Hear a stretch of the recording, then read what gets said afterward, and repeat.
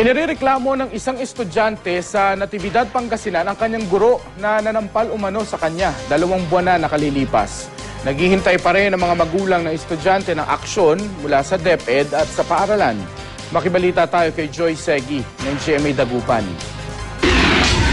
Tuluyan nang hindi pumasok sa eskwelahan ang third-year student na itago natin sa pangalan June.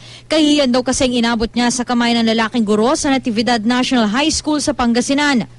Kwento ng 15 anyos na estudyante, pinagsasampal umano siya ng guro. Sinita raw ng guro si June dahil sa pagiging maingay niya. Na-istorbo yata yung klase niya. Kaya po nagalit yata sa akin. Tapos sinampal ako, tapos umalis ako. Punta ako sa classroom ko.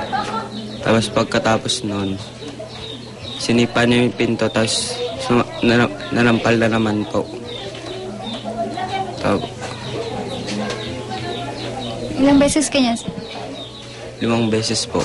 Nasaksihan ng mga kaeskwela ni June ang pananampal na noong Setyembre pa raw nangyari.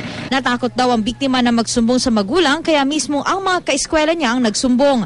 Nagkaharap sa istasyon ng pulis sa mga magulang estudyante at ang inirereklamong guro. Nagtataka raw ang mga magulang kung bakit inabot na ng halos 2 buwan, wala pa ring aksyon ng paaralan at ang DepEd sa nangyari. Hanggang ngayon po nagtuturo pa rin po.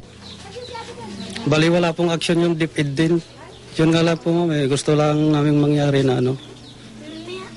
matanggal sana sa pagtuturo yung teacher na nanakit sana ko.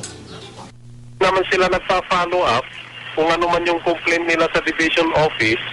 Ang sagana nga akin, akala ko hindi na sila interesado.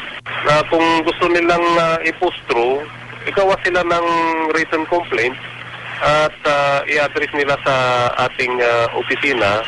Napag-alamang ina pala na inirereklamo guro ang prinsipal ng paaralan. Sinubukan ng GMA News sa kunan pahayag ang guro at ang prinsipal, pero ayon sa kanilang kampo, hindi sila magkokomento sa issue alinsunod sa payo ng kanilang abogado.